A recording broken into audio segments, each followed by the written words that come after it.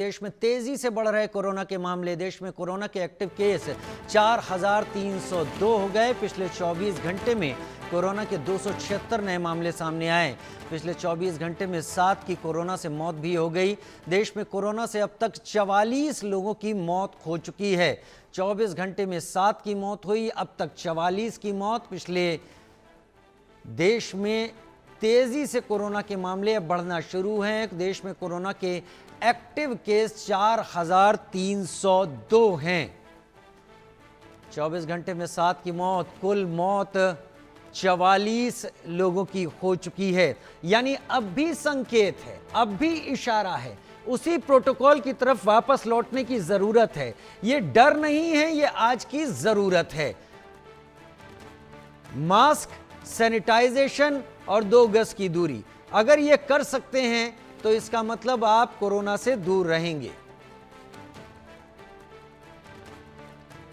देश में कोरोना का कहर लगातार जारी। पिछले 24 घंटे में दिल्ली और गुजरात में 64 नए मामले, उत्तर प्रदेश में कोरोना के 63 नए मामले सामने आए।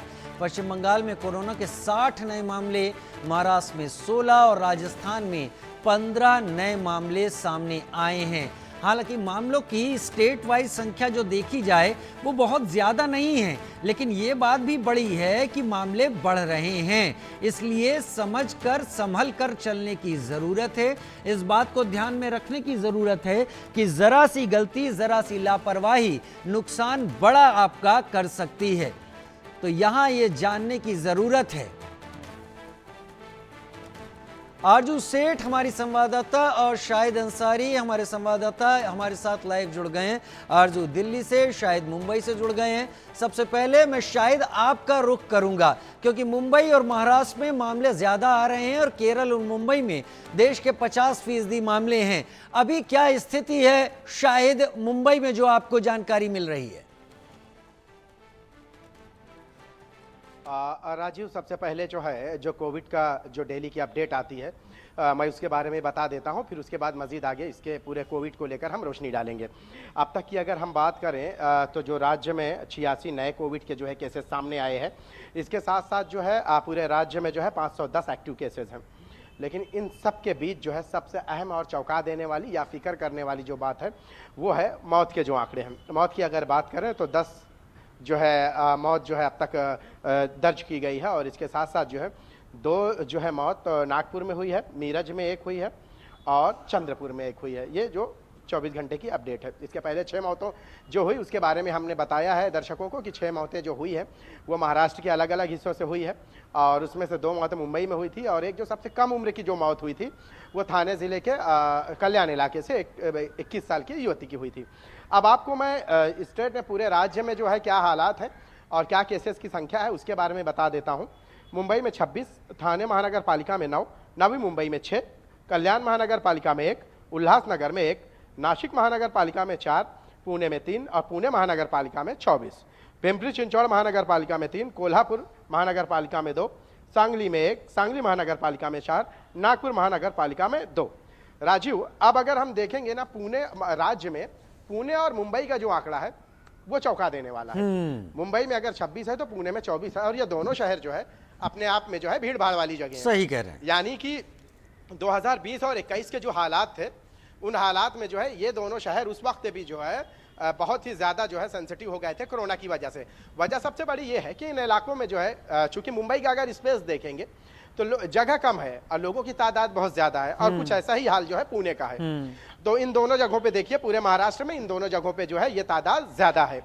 अब अगर मौत की बात करें तो ये भी मैं साफ कर देता हूँ कि मौत जो हुई है, इन मौतों में जो है अधिकतर मौतें जो हुई है वो दूसरे रोग से जो है ग्रसित जो मरीज रहे हैं उससे ग्रसित रहे हैं, और उनको कोविड हुआ था। तो आप ये अंदाज़ा लगा सकते हैं कि जब कोई भी रोग जो है खासकर जानलेवा रोग होता है तो उसमें जो है रोग प्रतिरोधक क्षमता जो है खत्म हो जाती है, और कोविड को जो है बढ़ावा मिलने का ये एक सबसे बड़ा मौका होता है। तो अब तक की एक जो मौत हुई है वो नेचुरल हुई है, बाकी कोई ना कोई किसी ना किसी बीमारी से जूझ रहा है। ये रही है अब तक की राज्य भर की जो 24 घंटे की अपडेट है जो मैंने आपको बताई है।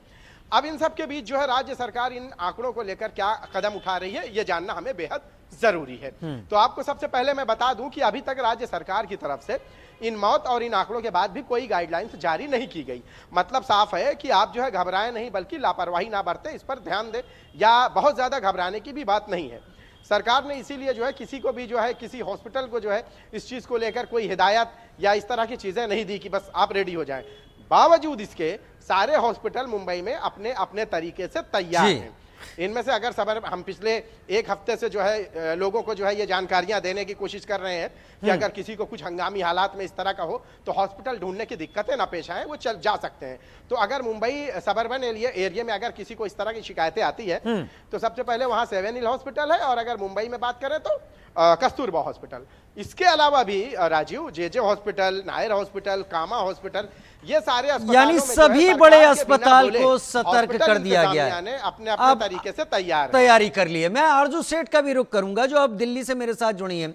आरजू, दिल्ली में भी मामले उतनी तेजी के साथ तो नहीं जितना केरल और महाराष्ट्र में बढ़े हैं, लेकिन फिर भी दिल्ली में बढ़ रहे हैं। दिल्ली में मौत की भी खबर है, दिल्ली में रोजाना मामले भी सामने आ रहे हैं, और दिल्ली में केंद्र सरकार का स्वास्थ्य मंत्रालय है और राज्य सरकार भी यहां पर मौजूद है। क्या जानकारी दिल्ली से, और खासतौर पर दिल्ली पर बोझ दिल्ली एनसीआर के भी पेशेंट का पड़ता है? बिल्कुल जी, बिल्कुल आपने सही बात कही। जिस तरीके से पूरे देश में कोरोना के आंकड़े बढ़ रहे हैं, अगर हम आंकड़ों पे भी ध्यान दें तो 4302 जो एक्टिव केसेस है वो पहुंच गए हैं लगातार। देखिए बीते दिनों हमने देखा जो ये पूरा फर्क जो है इन 2 हफ्तों में देखने को मिला है। 2 हफ्तों से पहले जहां केसेस 0 निकल के आ रहे थे, वहीं स्टेट्स में 500 के ऊपर मामले जो है कोरोना के देखने को मिल रहे हैं। दिल्ली की बात करें तो दिल्ली में भी टोटल एक्टिव केसेस जो है वो 457 पहुंच गए। वहीं 24 घंटे में 64 नए कोविड केसेस जो है वो दर्ज किए गए। वहीं पॉजिटिव चीज ये निकलकर सामने आ रही है कि उसमें से 602 जो है क्योर्ड होकर अपने घर भी गए हैं, यानी कि जो डिस्चार्ज रेट है वो भी काफी ज्यादा देखने को मिल रहा है। तो इसका मतलब ये है कि जो न्यू वेरिएंट ओमिक्रॉन के सब वेरिएंट जो 4 देखे जा रहे हैं उनका इंपैक्ट उतना ज्यादा नहीं है, लेकिन ये इन्फेक्शियस इतना है कि फैल बहुत जल्दी रहा है। और इस वजह से हम देख रहे हैं, चाहे महाराष्ट्र हो, केरला हो, दिल्ली हो या फिर गुजरात हो, सभी स्टेट्स में मामले जो है वो लगातार बढ़ रहे हैं और निकलकर सामने आ रहे हैं। तो ऐसे में जो लोग हैं कहीं ना कहीं उनको एहतियात बरतने की जरूरत है। दिल्ली में भी कई लोगों को हमने देखा मास्क लगाकर अब नजर आने लगे हैं, लेकिन आपको पैनिक करने की जरूरत नहीं है। आपको रिस्पॉन्सिबिलिटी समझनी होगी, और अगर आपको कुछ प्रॉब्लम फेस होती है, लाइक कफिंग लगती है, कोल्ड लगता है, तो आप मास्क पहन कर रहे, कोशिश करें होम आइसोलेशन पे रहें, जरूरत नहीं है तो बाहर ना जाएं। और इस तरीके से करने से आप अपने इन्फेक्शन को ठीक भी करेंगे और दूसरों में फैलने से भी बचा सकते हैं। तो ये प्रिकॉशंस है जो लोगों को लेने हैं। पहली बार नहीं है जब लोग इस तरीके से कोविड को देख रहे हैं, तो आप कहीं ना कहीं पहले से प्रिपेयर्ड नजर आ रहे हैं। लोग भी उतनी चिंता नहीं कर रहे हैं, क्योंकि उन्होंने ऑलरेडी 3 वेव्स देख चुके हैं, और ये चौथी वेव है उस तरीके से नहीं होगी। उम्मीद की जा रही है कि वैसी नहीं होगी, लेकिन उसके बावजूद भी तैयारी की जा रही है और लोगों को भी कहीं ना कहीं एहतियात बरतने की जरूरत है जी। तो मेरे साथ बने रहिए आरजू। मेरे साथ अनिल चौधरी भी जुड़ गए हैं गाजियाबाद से। अनिल, गाजियाबाद से क्या खबर है, क्या जानकारी मिल पा रही है? गाजियाबाद से सटे नोएडा में भी मामले धड़ाधड़ सामने आ रहे हैं, गाजियाबाद की रिपोर्ट दीजिए। देखिए, गाजियाबाद में बात करें तो 35 पॉजिटिव पाए गए हैं, पर उतनी तेजी से लोग जो है सही भी हो रहे हैं। वहीं एक्टिव केस की अगर बात करें तो 24 केस हैं, और 24 घंटे की अगर बात करी जाए तो 24 घंटे में 5 केस जो है पॉजिटिव आए थे, और जिसमें कि 21 लोग ऐसे हैं जो होम आइसोलेट हैं, और बाकी के जो 3 लोग हैं उनको निजी अस्पताल में भर्ती कराया गया है। वहीं हमारे स्वास्थ्य विभाग के जो सीएमओ हैं उनसे बात की गई तो उन्होंने ये कहा है कि आम जनता को डरने की जरूरत नहीं है। जो कोरोना के जो प्रोटोकॉल थे, जो नियम थे, उनको एक बार फिर से अपने जीवन में एक्टिव करें, लाएं, जिससे कि 2 गज की दूरी, मास्क है जरूरी, इस तरीके की बातें पहले से ही लोगों को पता है। मुझे लगता है लोगों को समझाने की जरूरत नहीं होनी चाहिए। लोगों को भीड़ भाड़ वाले इलाकों से जाने से बचना चाहिए और मास्क लगाकर ही जाएं। तो इस तरीके की बातें जो हैं गाजियाबाद का जो स्वास्थ्य विभाग है उनकी तरफ से कहा गया है। साथ ही जिस तरीके से मामले लगातार बढ़े हैं, तो उसको लेकर गाजियाबाद के जितने भी सरकारी और प्राइवेट अस्पताल हैं उनको एक्टिव मोड पर रहने के लिए बोला गया है। उनसे कहा गया है ऑक्सीजन की जो मात्रा है वो पर्याप्त मात्रा में रखें, साथ ही जो कोरोना की जितनी भी दवाइयां हैं उनको आप पर्याप्त मात्रा में रखेंगे, किसी प्रकार की कोई भी कमी नहीं होनी चाहिए। जब 2020 में सबसे ज्यादा जो दिक्कत आई थी वो ऑक्सीजन की आई थी, उस ऑक्सीजन के लिए लोगों की काफी लंबी लंबी लाइनें देखी गई थी। इसीलिए पहले से ही गाजियाबाद का जो प्रशासन है उनके द्वारा कमर कस ली गई है। उनकी तरफ से कहा गया है हम हर तरीके से तैयार हैं, यदि कोरोना की वेव आती है तो हम उसके लिए पूर्ण तरीके से तैयार हैं। अलग से बोर्ड हमने बना दिए गए हैं और जो ऑक्सीजन है वो पर्याप्त मात्रा में हमारे पास है। यदि केस और ज्यादा बढ़ेंगे तो जो गाजियाबाद का स्वास्थ्य विभाग है और एक्टिव मोड पर दिखाई देगा। जी बहुत बहुत धन्यवाद अनिल, मेरे साथ जुड़ने के लिए गाजियाबाद से इस जानकारी के साथ आपका।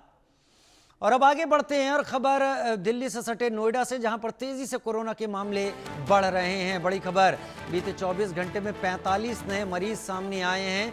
3 परिवारों के 10 से ज्यादा लोग पॉजिटिव सामने आ गए हैं। पिछले 11 दिन में 108 लोग कोरोना पॉजिटिव सामने आए हैं। 11 दिन पिछले 108 लोग कोरोना पॉजिटिव सामने आए हैं।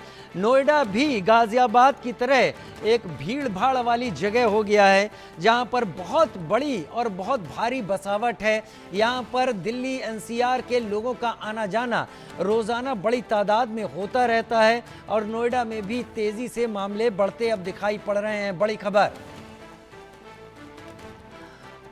एक और बड़ी खबर का रुख कर लेते हैं। मध्य प्रदेश से आ रही है। मध्य प्रदेश में भी कोरोना का कहर जारी है। इंदौर, ग्वालियर के बाद भोपाल में कोरोना की दस्तक। भोपाल में महिला की कोरोना रिपोर्ट पॉजिटिव आई है। महिला का निजी अस्पताल में इलाज जारी है। मरीज मिलने के बाद स्वास्थ्य विभाग एक्टिव हो गया है। ये खबरें धीरे धीरे आ रही हैं। इंदौर ग्वालियर के बाद राजधानी भोपाल से भी एक मरीज पॉजिटिव आ गया है। पिछली बार जब कोरोना की लहर आई थी तब सबसे पहले इंदौर असर में आया था। एक और बड़ी खबर इस वक्त की हिमाचल प्रदेश से आ रही है, जहां पर कोरोना को लेकर अलर्ट जारी किया गया है। स्वास्थ्य विभाग ने एडवाइजरी जारी कर दी। अस्पताल परिसर में मास्क पहनना अनिवार्य है। लोगों को भी सावधानियां बरतने की हिदायत। भीड़ में सामाजिक दूरी बनाए रखने की सलाह दे दी गई है। हम लगातार इंडिया न्यूज पर अपने दर्शकों को कह रहे हैं, सोशल डिस्टेंसिंग, मास्क और सैनिटाइजर, इसका इस्तेमाल अब करने का समय आ गया है। एक बार आपने पहले भी हराया है कोरोना को, इस बार भी जरूरत है। कोरोना इस बार का ज्यादा डेडली नहीं है, लेकिन कोरोना के प्रभाव में आने से ये समझ लीजिए कि आपको बंदिशों में रहना पड़ेगा। तो क्यों ऐसी चीज आए सामने, आप पहले ही कई सारी सावधानियां बरतनी शुरू कर दीजिए। हमारे संवाददाता आरजू सेठ की एक रिपोर्ट देखते हैं। कोरोना के देश में मामले लगातार बढ़ रहे हैं, ऐसे में लोगों की चिंता भी बढ़ती जा रही है, क्योंकि पिछली लहरों में कई ज्यादा ऑक्सीजन प्लांट की कमी जो है वो देखने को मिली, ऑक्सीजन की कमी जो है वो देखने को मिली। इस बार देश में कैसी तैयारियां हैं, क्या कुछ तैयारियां की गई हैं? इस वक्त हम PSRI हॉस्पिटल में मौजूद है। मेरे पीछे आप ऑक्सीजन मैनेजमेंट प्लांट देख रहे हैं। यहाँ पर ऑक्सीजन जो है वो जनरेट की जाती है। किस तरीके से ये ऑक्सीजन प्लांट वर्क करता है, इसको लेकर पूरी बातचीत करेंगे, डीपली जानेंगे आखिर कैसे यहाँ पर ऑक्सीजन जनरेट होती है और किस तरीके से ये पेशेंट्स तक पहुंचती है। हमारे साथ बातचीत करने के लिए BS राठी बायोमेडिकल इंचार्ज जो है वो मौजूद हैं। सर, बहुत शुक्रिया हमसे बात करने के लिए इंडिया न्यूज़ पर। हम देख रहे हैं बड़े बड़े सिलेंडर्स जो हैं ये हैं, इसको टेक्निकली जो है सबसे बेहतर आप ही समझ पाएंगे, तो हम जानना चाहेंगे कैसे काम करते हैं। देखिए, पहले हम एयर जनरेट करते हैं इन्वायरमेंट से, एयर कंप्रेशर के थ्रू। ये हमारा एयर कंप्रेशर मशीन है, इससे हम एयर जनरेट करेंगे इस फर्स्ट टैंक में। इसके बाद ये हमारा ऑक्सीजन जनरेट प्लांट है नोवा एयर का, उत्तम एयर प्रोडक्ट के थ्रू, और ये फिर हमारे एयर से ऑक्सीजन को कन्वर्ट करके हम इस टैंक में स्टोर करेंगे।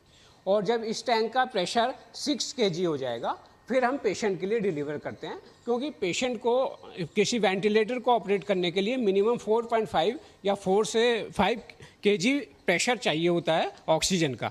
इसके लिए हमें इसको यहाँ पे 6 kg का हम प्रेशर मेंटेन करते हैं। और हमारी जो प्लांट की कैपेसिटी है 1200 LPM पर मिनट है। 1200 की कैपेसिटी तक हम कंटिन्यू जनरेट कर सकते हैं। तो लगभग डेली कितना क्रिएट होती है, कितनी ऑक्सीजन बनती है और कितने पेशेंट्स को ट्रीट कर सकते हैं? वो आपकी पेशेंट की कैपेसिटी, आपको पेशेंट को कितना चाहिए, ये हमारे जो अभी हॉस्पिटल में एट प्रेजेंट जो 150 पेशेंट के लिए ओनली 600 की रिक्वायरमेंट होती है। हमारा डबल कैपेसिटी का प्लांट है कि अगर हमारे पेशेंट डबल भी हो जाएंगे, 300 तक पेशेंट हो जाएंगे, तो भी हम इसको टेक केयर कर लेंगे। बिल्कुल, तो देखिए किस तरीके से यहाँ पर तैयारियां जो हैं वो पूरी की गई हैं। ये ऑक्सीजन प्लांट जो है वो आप इस वक्त तस्वीरों में देख रहे हैं, किस तरीके से यहाँ पर जनरेट जो है ऑक्सीजन की जाती है। और जिस तरीके से जानकारी दे रहे हैं, तो ये मतलब यहाँ से डायरेक्ट पेशेंट्स तक वार्ड में, उनके आईसीयू वार्ड में डायरेक्ट पहुँचती है? डायरेक्ट पहुँचती है। हमारी जो पाइपलाइन लगी हुई है, यहाँ से हम स्विच करेंगे पाइपलाइंस के थ्रू, हमारा गैस मैनिफोल्ड सिस्टम है, वहाँ से फिर हम डायरेक्ट पेशेंट को देते हैं। बिल्कुल, और ज़्यादा जानकारी के लिए हमारे साथ मौजूद हैं डॉक्टर कुलविंदर सिंह, जो कि बताएंगे किस तरीके से हॉस्पिटल्स में तैयारियां जो हैं वो की गई हैं, क्योंकि लगातार जिस तरीके से कोविड के मामले बढ़ रहे हैं, देश में इस वक्त 4000 से ऊपर कोविड के मामले जो हैं वो पहुंच गए हैं। Doctor Kulvinder, thank you so much हमसे बात करने के लिए। हम बात कर रहे हैं किस तरीके से तैयारियाँ जो हैं, क्योंकि भले हम लोगों को बता रहे हैं पैनिक की ज़रूरत नहीं है, लेकिन तैयारी जो है वो ज़रूर होनी चाहिए। कितना हॉस्पिटल तैयार है अगर कुछ सिचुएशन आती है, क्राइसिस? आज पर गवर्नमेंट नोटिफिकेशन हमने कोविड के लिए 4-5 बेड भी तैयार करे गए हैं। अगर कुछ ऐसा कुछ होगा, 5 बेड की कैपेसिटी वाले रूम तैयार कर दिया हमने एक। और दूसरा, जितने ही पेशेंट हमारे हॉस्पिटल में आ रहे हैं जो ब्रीथिंग डिफिकल्टी या रेस्पिरेटरी इलनेस लेकर आ रहे हैं, सबके हम कोविड टेस्ट कोशिश कर रहे हैं, करा रहे हैं। और as per government notification covid test positive आता है तो उनकी लैब से टाइप किया हुआ है, हमारे यहाँ से टाइप है कि उनकी जीनोमिक टेस्टिंग के लिए LNGP जाएगा उनका सैंपल आगे के लिए, ताकि आगे और पता चल सके कि वायरस के बारे में और डिटेलिंग जान सकें कि क्या है क्या नहीं है। इस हद तक हम तैयारियाँ पूरी कर चुके हैं। ऑक्सीजन प्लांट के बारे में आपको राठी जी ने भी बताया है। ऑक्सीजन इन केस अगर ऑक्सीजन प्लांट ये हमारा किसी तरह जनरेशन कुछ इसमें डिफेक्ट आ जाता तो हमारे पास 2.5 किलोलीटर का अराउंड लिक्विड ऑक्सीजन प्लांट भी लगा हुआ है, जो ऑटोमेटिकली इससे कनेक्टेड है, ऑटोमेटिकली वो स्टार्ट हो जाएगा। और अगर इनकेस उसमें कोई डिफेक्ट आ जाए तो 45 सिलेंडर्स हमारे पास ऑलरेडी मौजूद है। जो लास्ट टाइम हमें लगता था ना कि ऑक्सीजन नहीं है, सब इंटरकनेक्टेड है, ऑटोमेटिकली सब स्टार्ट होते चले जाएंगे एक दूसरे के साथ, अगर कहीं पे भी कोई फॉल्ट आता है तो मतलब पिछली बार जो कमी देखने को मिली थी, कहीं ना कहीं हमें एक्सपीरियंस नहीं था इन चीज़ों का, इसलिए इतना ज़्यादा क्राइसिस देखने को मिला। यस, हो सकता है, बिल्कुल यही है पॉइंट। तो लेकिन ये है कि हम उन कमियों से सीखे बहुत कुछ। इस बार हम पूरी तरह से तैयार हैं। हम लेट्स सी, भगवान ना करे आए, लेकिन आएगा तो भी हम पूरी तरह से इक्विप्ड हैं, रेडी हैं इस बार। PPE किट्स हमने सबकी मंगा के ऑलरेडी रख ली हैं, ग्लव्स वगैरह, मतलब हम तैयार हैं पूरी तरह से। एक तरह से एज पर गवर्नमेंट नोटिफिकेशन जैसे जैसे आ रहे हैं हमारे पास, we are working on that. Portal पे भी अपलोड कर रहे हैं सारी डिटेल्स, वेंटिलेटर बेड्स क्या है क्या नहीं है, हिसाब किताब पूरा डिटेल दे रहे हैं हम। तो जो पेशेंट्स अगर बढ़ते हैं तो पूरी कैपेसिटी इतनी हो पाएगी कि उनको ट्रीट कर पाएं? देखिए, सारे हॉस्पिटल हैं, जिस तरह से आएंगे definitely we are there for mankind, we definitely help them out. Thank you so much.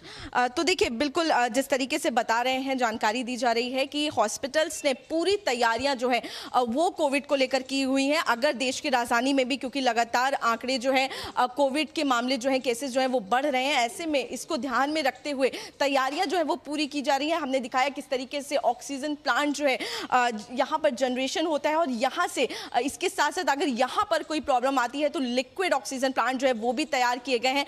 तो यहाँ से लेकर हर एक चीज़, चाहे वो ऑक्सीजन की बात हो, क्योंकि खासा ज़रूरत जो है वो ऑक्सीजन की, रेस्पिरेटरी इश्यूज जो है वो कोविड में देखने को मिलते हैं, और इसीलिए ऑक्सीजन सिलेंडर्स पे काफ़ी ज़्यादा ध्यान जो है वो दिया जा रहा है। मैं आरजू सेठ, कैमरा पर्सन अंकुश के साथ, इंडिया न्यूज़, दिल्ली। कोरोना का कहर दिन ब दिन बढ़ रहा है। हमारे साथ इस बारे में बात करने के लिए डॉक्टर राजेश डेरे हैं, जो कोरोना का कार्यकाल में डीन थे और एक्सपर्ट है वो कोरोना के इस फील्ड में। तो हम उनसे जानते हैं कि ये कोरोना कितना धोखादायक है, क्या है, कैसा इसको फेस करने का। सर, आप एक्सपर्ट है इसमें, आपने बड़े कोविड सेंटर में आपने काम किया है। सर, ये मैं जानना चाहता हूँ, अभी जो बढ़ रहा है कोरोना, तो ये क्या है, कितना सीरियस है ये?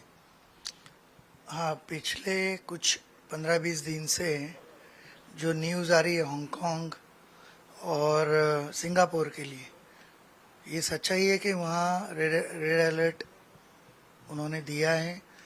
वहाँ केसेस काफ़ी मात्रा में बढ़ रहे हैं, बट उनका जो वायरुलेंस है अभी जो कोविड का सिंगापुर में या हांगकांग में चल रहा है, उनकी मॉर्टेलिटी जो भी रिकॉर्ड में अवेलेबल है या मीडिया में अवेलेबल है काफ़ी कम है।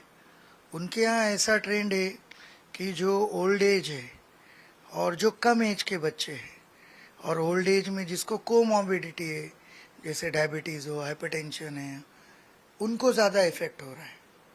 पर मॉर्टेलिटी काफ़ी कम है, इसीलिए वहाँ पे रेड अलर्ट देने के बाद भी इतनी कोई डर पैदा नहीं हुआ है। इसके दो रीज़न है, क्योंकि अभी 2 साल जैसे वेस्टर्न वर्ल्ड में 4 वेव्स आके गए और इंडियन सब कॉन्टिनेंट में 3 ही वेव्स आके गए। सारे लोग अभी यूज टू हो चुके हैं, वहाँ भी उनको भी कोविड का है पता है। रेड अलर्ट के बाद भी they are living there normal lifes, इसीलिए आज तो कोई इतना खतरा नहीं। और इंडिया के लिए तो आज इंडिया ने इतनी अच्छी तरह मैनेज किया है, मुंबई हो। इंडिया का बात सर मैं करूंगा आपसे।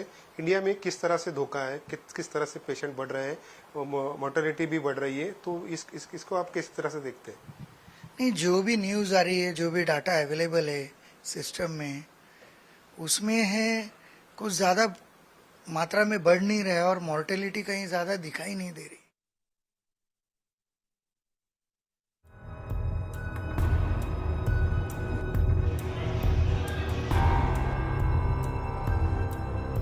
कोरोना का खौफ, 24 घंटे में 5 की मौत।